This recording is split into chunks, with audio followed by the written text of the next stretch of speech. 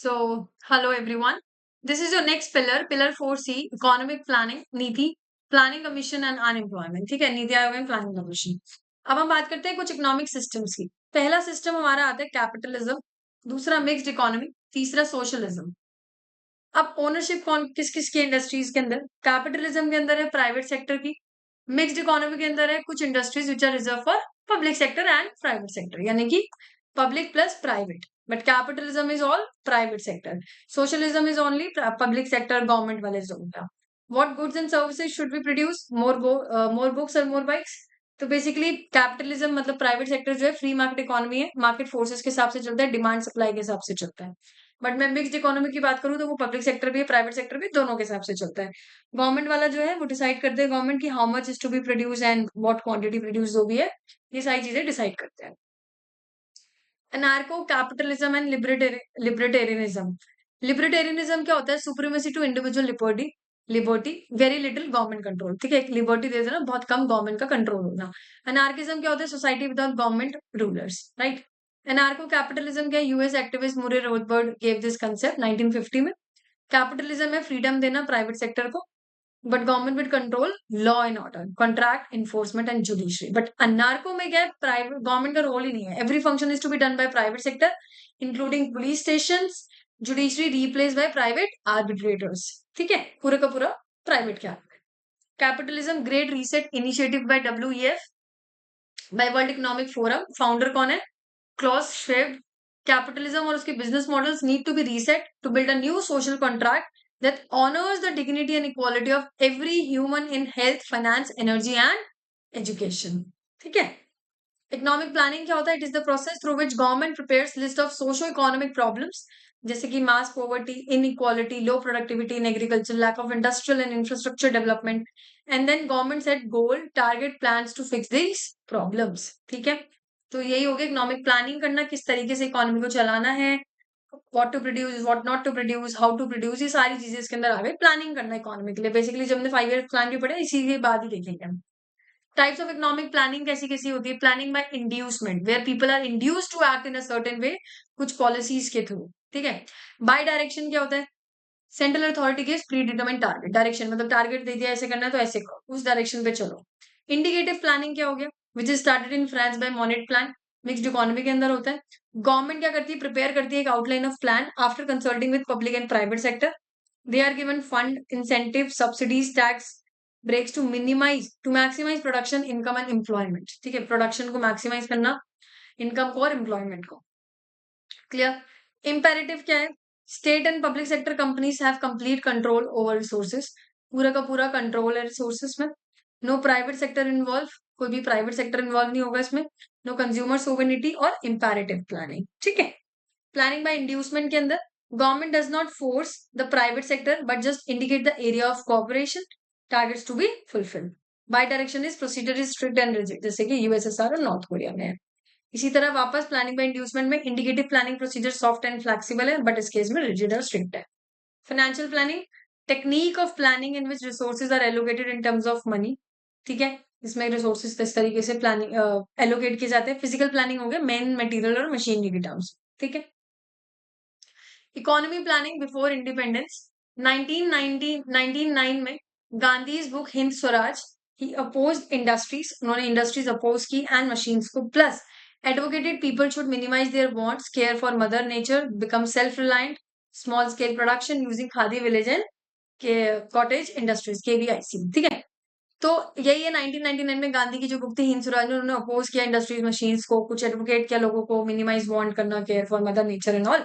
ठीक है, self reliant हो गए, स्मॉल स्केल प्रोडक्शन स्टार्ट किया यूजिंग KVIC. फिर 1945 में M.N. रॉय पीपल्स प्लान आया with socialist leaning. He advocated distribution of water resources by the state only and mechanisation of agriculture production. ठीक है. नेक्स्ट आता है economy planning after independence. 1950 March में inspired from the USSR Soviet model, PM Nehru ने establish किया planning commission. 1951 में 1 अप्रैल से fiscal year ये फर्स्ट 5 ईयर प्लान स्टार्ट हुआ. आपको पता भी होगा 1951 में पहला प्लान आया. 1952 में एनडीसी यानी कि national development council of prime minister CM आया. सीएम ने अप्रूव किया what 5 year plan which is drafted bye planning commission. 2014 में मोदी ने शट डाउन कर दिया प्लानिंग कमीशन. 2015 जनवरी में मोदी ने नोटिफाई किया द फॉर्मेशन ऑफ नीति आयोग और इसको रिप्लेस कर दिया by NITI Aayog, which is national institution for transforming India, to replace the planning commission. अब प्लानिंग कमीशन के जो प्लान्स थे क्या थे और क्या प्लान थीम्स थी, पता भी होगा आप लोगों को। फर्स्ट ईयर प्लान 51 1951 56 में आया, हेरिड ओवर मॉडल पे फोकस था, agriculture, irrigation, power, successful, got more GDP growth than its original target. Next में जो आया महालोनोविस मॉडल आया था, आपको पता भी होगा, ये चीफ स्टैटिस्टिशियन थे इंडिया के। सोशलिस्ट पैटर्न पे बेस्ड था, रैपिड इंडस्ट्रियलाइजेशन हुई, हेवी इंडस्ट्रीज आई।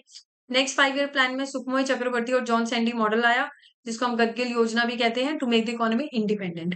69-74 में Ashok Rudra and Alan Manne model, growth with stability and self reliance. ये सारी चीजें इंपॉर्टेंट है, पता होनी चाहिए। सी सुब्रमण्यम 74 में जो आया, सी सुब्रमण्यम, और लेटर ड्राफ्ट करा, रीड्राफ्टिंग किसने की, डीपी धार ने। फोकस किस पे था, एग्रीकल्चर, इंडस्ट्री एंड माइंस पे। 80 टू 85 में पॉवर्टी रिमूवल, आईआरडीपी, ये सारे की सारी चीजें आई, स्कीम्स आई। 85-90 में Pranab Mukherjee model, focus on employment. 92-97 में जॉन डब्ल्यू मिलर मॉडल आया। नरसिम्हा राव, एलपीजी रिफॉर्म्स आए, न्यू इकोनॉमिक पॉलिसी आई, जिसको हम एलपीजी रिफॉर्म्स कहते हैं। 1997 टू 2002 में ग्रोथ हुई with social justice and equity, mostly indicative planning identify किए 7 basic minimum resources services like health, education, nutrition, road and gave more rupee for that. 2007-12 में theme आई towards fast and more inclusive growth, C Rangarajan ने frame किया with target और GDP 9% growth rate थी। 12 में और 17 जो कि एंड हुआ, लास्ट 5 ईयर प्लान हमारा था, थीम यही था, faster, more inclusive and sustainable growth. Target growth 9% था, जीडीपी 4%, एग्रीकल्चर 10%, मैन्युफैक्चरिंग, ठीक है। टारगेट जीडीपी ग्रोथ था 9%। Planning commission versus NITI Aayog structure अगर मैं बात करूं, तो प्लानिंग कमीशन कब आया, 1950 में आया, डिसॉल्व कब हुआ, 2014 में, बट नीति आयोग आया 2015 में और अभी भी है इंडिया के अंदर। Chairman prime minister same, vice chairman, last deputy chairman कौन था इसका, Montek Singh Ahluwalia, cabinet ministers rank. यहाँ पे ही एंजॉय द कैबिनेट मिनिस्टर कौन कौन थे, 2022 करंट के सुमन के बेरी थी, बाकी ये आपके पुराने हैं जो आप देख सकते हैं, जो रिजाइन हो चुके हैं। सीईओ यहाँ पे कौन है, मेंबर सेक्रेटरी आईएएस, यहाँ पे भी secretary level bureaucrat with fix tenure, presently Parameswar Iyer, जो कि आईएएस ऑफिसर है। Ex officio member finance minister, planning minister, और पीएम यहाँ नॉमिनेट करते हैं maximum 4 union minister, presently minister for home, defence, finance और एग्रीकल्चर है, ठीक है। Full time members 4 to 7 full time members थे जो एंजॉय करते हैं minister of state rank. Doctor Arvind Virmani economist थे जिनको जॉब मिली 2022 में। ये सारे के सारे हैं जो मेंबर्स है बेसिकली, ठीक है, नीति आयोग के अंदर। रमेश चंद इकोनॉमिस्ट है, ये हैं, ये सारी चीजें हैं। They enjoy minister of state rank in warrant of precedence, but salary क्या थी, सेक्रेटरी रैंक के बराबर। स्पेशल इन्वाइटीज की बात करूं तो यहाँ पे कुछ नहीं था, बट यहाँ पे union minister for transport, social justice, MSME, textile, women child, HRD, commerce, statistics, planning, ये सब चीजें ये मिनिस्टर्स कभी कभी रिमूव कर दिए जाते हैं, कभी ऐड कर दिए जाते हैं, लिस्ट चेंज भी होती रहती है। पीएम इनवाइट कर सकता है बाकी किसी एक्सपर्ट्स को जब भी उनको इनवाइट करना है। पार्ट टाइम मेंबर्स यहाँ पे कोई भी नहीं है, बट यहाँ पे टेक्निकल एक्सपर्ट्स है फ्रॉम रिसर्च इंस्टीट्यूट, करंटली किसी ने भी डिक्लेयर नहीं किया एज ऑफ 2020 जैन। गवर्निंग काउंसिल की अगर मैं बात करूं तो एनडीसी, चेयरमैन है prime minister, CM of all states including Delhi, Puducherry. Lieutenant governor थे यूटी, यूटी के लेफ्टिनेंट गवर्नर भी है इसमें। Although cooperative federalism spirit missing, West Bengal, Telangana, Punjab boycott करते हैं मीटिंग, उन्होंने मीटिंग को बॉयकॉट भी करी, तो ये सपोर्ट नहीं करते हैं। एडॉक रीजनल काउंसिल यहाँ पे एप्लीकेबल नहीं था, बट यहाँ पे सीएम और जो भी गवर्नर्स है स्टेट और यूनियन टेरिटरी के, ये सारे आते हैं। They will be dealing with specific issues which is affected from irrigation, natural problem, infrastructure. मैं फंक्शंस की बात करूं, दोनों की डिफरेंस, ये प्रिपेयर करते हैं 5 ईयर प्लान, ये रिस्पॉन्सिबल है to draft 3 year action agenda, 7 year strategy document, 15 year vision document. 2018 में इन्होंने स्ट्रैटेजी डेवलप की, ड्राफ्ट की for new India act 75 covering the period 2017 to 2022 2023। इनका फंक्शन क्या है, how much money should union give to each state for implementation of CASS, centrally sponsor scheme के लिए कितना पैसा यूनियन को देना है हर स्टेट को, और कितना पैसा यूनियन देगी 5 ईयर प्लान के लिए जो स्टेट गवर्नमेंट के है। बट नीति आयोग का फंक्शन क्या है, NITI Aayog does not decide कि कितना पैसा किस स्टेट को देना है। ये कॉम्पोनेंट कौन डिसाइड करता है, फाइनेंस कमीशन डिसाइड करती है, टैक्स रेवोल्यूशन एंड ग्रांट्स, और फाइनेंस मिनिस्ट्री डिसाइड करती है स्कीम्स कैलकुलेशन, ठीक है। प्लानिंग कमीशन आंसर करता है यूजिंग गडगिल मुखर्जी फॉर्मूला, जो कि 8th फिस्कल ईयर प्लान में आया था, based on the population per capita income और कुछ special problems of a state. But इस केस में NITI primarily serve as the think tank, helps in policy design, helps in monitoring schemes implementation through its dashboard. Example HDC index हो गया, digital transformation index हो गया, school education quality index हो गया, ठीक है। NITI notable initiative how different from PC. Darpan portal क्या है, 2017 ऑनवर्ड्स आया। NGO register here, unique ID मिलती है for grants under various government scheme. Aspirational district programme ADP जिसको हम कहते हैं 2018 से आया। टू ट्रांसफॉर्म 115 बैकवर्ड डिस्ट्रिक्ट्स, जो भी 49 की परफॉर्मेंस इंडिकेटर है related to health, nutrition, education, agriculture, water resource, financial inclusion, skill development वगैरह से रिलेटेड प्रोग्रेस मॉनिटर की जाती है NITI online portal called champion of change, इसके अंदर वो की जाती है। ये इंपॉर्टेंट है, पता होना चाहिए। स्ट्रैटेजिक डिसइन्वेस्टमेंट, नीति आयोग ने सजेस्ट किया स्ट्रैटेजिक डिसइन्वेस्टमेंट ऑफ 30 प्लस सिक सिक और लॉस मेकिंग सीपीएसई, जैसे कि air India, Pawan Hans helicopter, scooters India वगैरह। ठीक है। पोषण अभियान, ministry of women and child development ने इंप्लीमेंट किया पोषण अभियान, जिससे कि इंडिया को माल न्यूट्रिशन फ्री कर दिया जाए 2022 तक, with focus on what, pregnant women, mothers और चिल्ड्रन पे फोकस करके। नीति का जो vice chairman is the head of Poshan Abhiyan national council. CSS, CSS की अगर मैं बात करूं तो नीति ने हेल्प की developing output outcome monitoring framework, जिससे कि गवर्नमेंट स्कीम्स के हम इंप्लीमेंटेशन कर सके, मॉनिटर कर सके। स्टार्टअप्स क्या है, NITI run Atal innovation mission, grant करते हैं up to 10 crore to set up Atal incubation centre incubators. एम जो है, ये इनिशिएटिव जो है उन्होंने स्टार्ट किया मेंटर इंडिया प्रोग्राम, वहां पे experts from industry provide mentorship to students in Atal incubator labs. SETU to help startups. Digital age में क्या है, नीति ने डेवलप किया national programme on artificial intelligence. State support mission of NITI Aayog 2022। NITI Aayog provide करता है funding and support to state government. Setup NITI Aayog like think tanks bodies at government level. Economic planning PRAGATI 2015 में proactive governance and timely implementation, जिसको हम प्रगति बोलते हैं, एक web platform है under prime minister office for monitoring what, scheme implementation, addressing common man grievances related to tax refund, EPFO claims, इन सबके regarding. ठीक है। कुछ और भी ऑर्गेनाइजेशन है लाइक ई समीक्षा। 2014 में पीएम मोदी ने लॉन्च किया कुछ web portal under cabinet secretariat के under. After the ministers officials meet, जब उनकी मीटिंग हुई पीएम वगैरह से, decisions follow up actions are monitored through this portal. Which portal? E Samiksha. एक आईएएस अगर बैठा है फाइल का लेके, this web portal allow PM and cabinet secretary to digitally ask that IAS to explain the delay और expedite the decision making. ठीक है, एक आईएएस अगर बैठा है तो कोई डिले अगर वगैरह हो रहा है तो ये आंसरेबल है टू पीएम और कैबिनेट सेक्रेटरी ई समीक्षा पोर्टल के थ्रू। प्रोजेक्ट मॉनिटरिंग ग्रुप 2013 में आया, पीएम मनमोहन ने फॉर्म किया पीएमजी प्रोजेक्ट मॉनिटरिंग ग्रुप, एक cabinet secretary for fast tracking और approval implementation of what, public sector, private sector and TPP projects. ये ऑपरेट करते हैं web portal e Nivesh monitor for investment and biz proposals. ठीक है। Investment commission 2004-9 में आया under Ratan Tata to make recommendation to the government on policies and procedures to facilitate what, investment. 2016 में government thought to revive it but faded topic. ठीक है, 2016 में सोचा था गवर्नमेंट ने, बट अब ये पुराना टॉपिक हो गया तो हम उसको स्किप कर सकते हैं।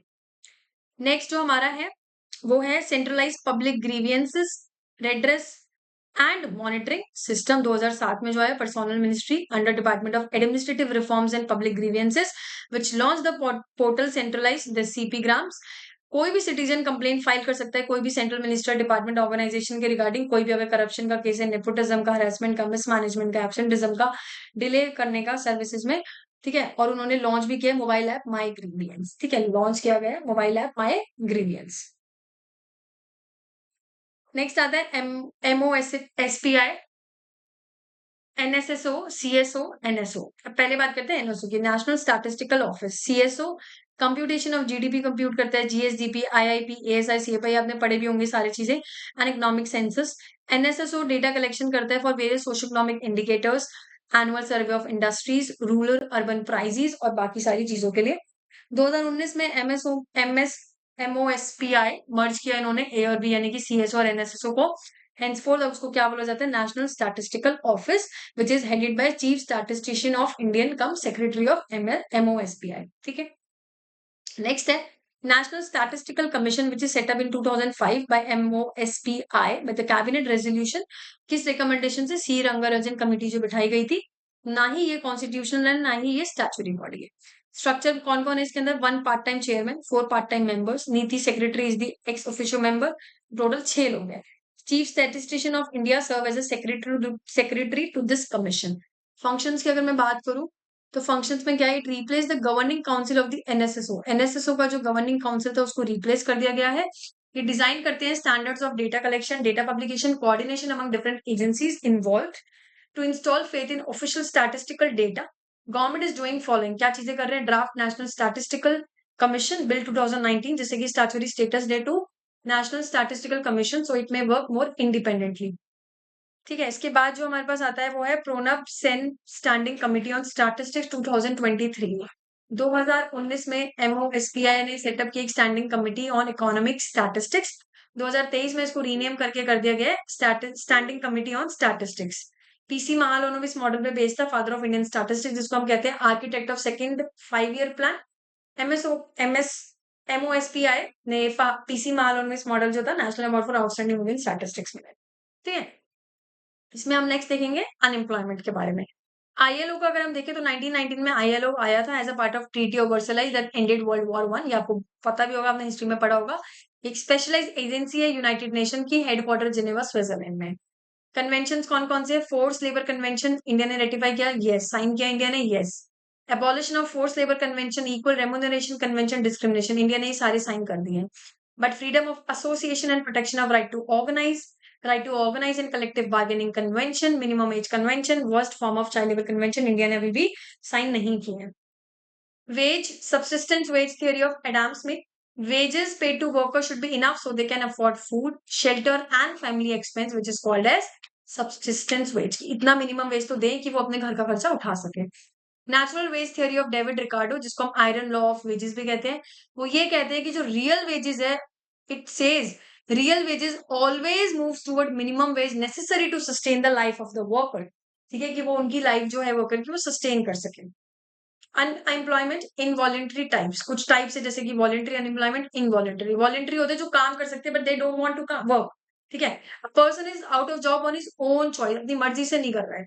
Either he wants higher wages और maybe he does not want to work at all. Okay, where is involuntary unemployment क्या होता है? Person is willing to work at the prevailing wage rate, बंदा काम करने के लिए रेडी है बट उनको काम मिल नहीं रहा है due to many factors, right, जो उनके कंट्रोल में ऑफ कोर्स नहीं है। So person is willing to work at the prevailing wage rate but unable to work due to factors beyond his control. Okay. कौन कौन से जैसे साइक्लिकल अनएम्प्लॉयमेंट होती है। साइक्लिकल अनएम्प्लॉयमेंट क्या होता है? बेसिकली एक साइकिल होती है, बूम पीरियड में हुई, बस्ट पीरियड में नहीं हुई। तो economy goes through boom and bust cycle. Bust recession depression when workers are laid off on a mass scale, जैसे कि मारुति ने रिमूव कर दिया 2019 में क्योंकि कार की सेल्स कम थी। तो ये साइक्लिकल है कि कभी भी जॉब निकल सकती है, कभी भी जॉब लग सकती है। फ्रिक्शनल होता है जब हम एक नौकरी छोड़ के दूसरी नौकरी ढूंढ रहे होते हैं तो उसके बीच में जो टाइम गैप होता है, ऐसा तो है नहीं आज छोड़ी और कल मिल गई। तो वो जो टाइम गैप है, जितना टाइम हमें लग रहा है एक जॉब छोड़ के दूसरी जॉब को मिलने में, उसको क्या बोलते हैं? फ्रिक्शनल। ठीक है, उस पीरियड को बोलते हैं फ्रिक्शनल अनएम्प्लॉयमेंट। डिसगाइज्ड हो गया कि एक ही जगह पे अगर 2 लोगों का काम है बट काम कर रहे हैं 4 लोग, जैसे एग्रीकल्चर सेक्टर में जो अपना होता है, तो उसको बोलते हैं disguised unemployment. When unemployment which is not visible because person seems visibly working but his marginal productivity is zero, मतलब उसका marginal productivity zero है, as in अगर वो काम नहीं करे तब भी काम हो रहा है, सीजनल जो सीजन के हिसाब से चलती है। ठीक है, अंडर एम्प्लॉयमेंट और एजुकेटेड अनएम्प्लॉयमेंट क्या होता है? पर्सन एम्प्लॉयड है but not in a befitting position और salary corresponding to his qualification, मतलब क्वालिफिकेशन लेके बैठा यहाँ बट जॉब की सैलरी मिल रही है यहाँ, तो वो हो गया हमारा अंडर एम्प्लॉयमेंट और एजुकेटेड अनएम्प्लॉयमेंट। ठीक है, जस्ट सेकंड, या technical unemployment when men are replaced with machines. Technical technology की वजह से एम्प्लॉयमेंट नहीं है, तो when men are replaced with machines. ठीक है, 2018 सितंबर में वर्ल्ड इकोनॉमिक फोरम ने रिलीज की future of job report which says by 2025 machines will do more work than humans. ठीक है, मशीन ज्यादा काम करेगी ह्यूमन से, as a result 75 million workers में जॉब्स में बी लॉस्ट। ठीक है, but 133 million new jobs may emerge in robot repair, robot software design, hence urgently workers need to be reskilled. Open structural unemployment क्या होता है? Lack of jobs and person skill qualification is insufficient. भाई openly unemployed है, काम पढ़ा लिखा नहीं है, स्किल्स नहीं है। ठीक है, जो भी मार्केट में चाहिए, एक IT graduate know C plus plus language but demand अगर सॉफ्टवेयर पाइथन और जावा की है तो फिर वो बंदा ओपनली अनएम्प्लॉयड ही रहेगा, उसको सीखनी पड़ेगी skills. NAIRU which is natural rate of unemployment is the sum of frictional unemployment and structural unemployment which is refers to as natural rate of unemployment. ठीक है, natural rate of unemployment, non accelerating inflation rate of unemployment pillar E में हम 4E में देखेंगे इसको। ठीक है, employment related terms in India. Baumol's cost disease theory, जिसको हम कहते हैं लेबर कॉस्ट राइजिंग, 1965 में सजेस्ट किया था American economist William J Baumol and William J Bowen. which says कि increases in the wages of some laborers even though their productivity or skill has not increased. ठीक है, कि wages बढ़ा देना even though उनकी productivity उतनी है but फिर भी हम वेजेस बढ़ा रहे हैं, जिस वजह से कि मान लीजिए किस वजह से हो सकती है, शॉर्टेज होने की वजह से। मुझे पता है कि भाई लिमिटेड वर्कर्स हैं और इंडस्ट्री है यहाँ पे 4 और वर्कर है सिर्फ मान लीजिए 3, तो मुझे पता है ना कि कोई भी बंदा हायर कर सकता है इनको। तो मैंने क्या किया भाई, वेजेस ज्यादा रख दी जिससे कि वो मेरे यहाँ ही काम करे। तो ये थियोरी किसने डिस्कवर की? बॉमल एंड बॉटन ने। ठीक है, एग्जाम्पल्स जैसे US salary of doctor, college professor. Moon lighting क्या होता है? हम एक सेकंड जॉब कर रहे हैं, एक हमारी फुल टाइम जॉब है। जैसे मान लीजिए ऑटो वाले आजकल बहुत है, जैसे सुबह से शाम को एक जॉब कर रहे हैं और फिर शाम को आके वो ऑटो चला रहे हैं। तो moonlighting means taking up a second job और multiple other work assignments apart from one's full time job. Moonlighting एक बहुत आजकल फेमस कंसेप्ट भी चल रहा है, यूपीएससी में हो सकता है इस बार पूछ भी ले। Unemployment NSO survey types. Indicator कौन है अनएम्प्लॉयमेंट रेट का? UR, unemployment rate, which says labour force कौन होते हैं? दोज हु आर वर्किंग या एम्प्लॉयड जो है, या फिर दो सीकिंग और अवेलेबल फॉर वर्क। ठीक है, जो लेबर फोर्स के अंदर वो सारे लोग आते हैं जो काम कर रहे हैं और जो काम ढूंढ रहे हैं। ठीक है, तो अनएम्प्लॉयमेंट रेट कैसे डिफाइन किया जाता है? Number of involuntary unemployed person in labour force divide by total labour force into 100। ठीक है, currently weekly status if not employed even 1 hour in a week। Current daily status if not employed even 1 hour work in a day or in a given week। Usual status होता है जो divide होता है into principal activity status and subsidiary economic status। ठीक है, अगर एक person usual status was unemployed, अगर किसी बंदे का स्टेटस अनएम्प्लॉयड है for majority of the year, तो वो अनएम्प्लॉयड कहलाएगा। बट ऑफिशियल रिपोर्ट में this figure is more prominence. NSO periodic labour force survey according जो 2017-18 का है, लेटेस्ट अपडेट भी कर सकते हो, अनएम्प्लॉयमेंट रेट 6% था, which is highest in the last 45 years. ठीक है, नेक्स्ट आता है worker population rate, which is the percentage of employed person in the population. Total population में से कितने लोग एम्प्लॉयड है। लेबर फोर्स पार्टिसिपेशन रेट क्या होता है? Percentage of person in labour force, जो भी लेबर फोर्स का पार्ट है यानी कि काम कर रहे हैं या काम ढूंढ रहे हैं, इन द टोटल पॉपुलेशन। ठीक है, वर्कर्स टाइप बाय, ये तो हमारा हो गया। नेक्स्ट ये हमारा वो है लेबर फोर्स पार्टिसिपेशन रेट, है ना। Number of employed female plus number of involuntary unemployed female plus total female of the country, ये फीमेल पार्टिसिपेशन का है। नेक्स्ट आता है वर्कर्स टाइप बाय एनएसओ। देखिए पहला है सेल्फ एम्प्लॉयड, जो लोग खुद के लिए काम कर रहे हैं और फीस चार्ज कर रहे हैं। They do not sell their labour part to anyone else for a wage, so they are own boss. Wages salary जो काम कर रहे हैं उनके बॉस होते हैं, they sell their labour to boss for predetermined wages and salary, their job continues round the year. Casual worker क्या होते हैं? They sell labour for wages but boss hires them for very short period of time, दिहाड़ी basis पे, monthly basis पे, daily basis पे hire करते हैं। Next होते हैं अनऑर्गेनाइज सेक्टर। एक unorganised sector form is not registered under any such law, जैसे कि shop establishment act, factory act, companies act, statutory corporation, government organisation. Unorganised sector consist of individuals, self employed workers which is engaged in non-trade unionized casual seasonal work with irregular payments and lack of social security, EPFO, ESIC जैसे ये कुछ नहीं है, employ provident fund. ठीक है, informal worker, person who is not in the formal contract of a firm, so he is categorized as unorganized he is categorized as informal worker क्योंकि वो unorganized sector में है। ठीक है, नेक्स्ट है unorganised worker के अंदर एक पोर्टल है ई श्रम पोर्टल 2021 में, national database of unorganised worker ये रखता है by ministry of labour and employment. Register कर रखा है approx 38 crore unorganised worker of India such as construction workers, migrant workers, street vendors, domestic worker, milkman, truck driver, fisherman, agriculture workers etcetera. Next है gig workers and two side market. Gig workers होते हैं temporary workers who are engaged in livelihoods outside the traditional employer employee arrangements.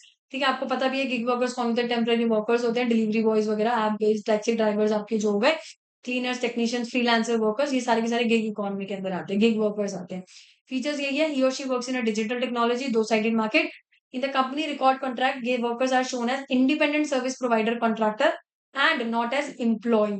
ठीक है, they are usually deprived of the EPFO, ESIC and other social security benefits. Although Code on Social Security 2000 aims to fix this problem. Work contract बहुत छोटा होता है, permanent नहीं होता। तीसरी चीज पेमेंट कैसी रहती है इनकी? पीस रेट में रहती है कि कितनी डिलीवरी करी, या फिर पार्टली रिवॉर्ड मिलता है वो एक फिक्स सैलरी के ऊपर डिपेंडिंग ऑन द रेटिंग्स।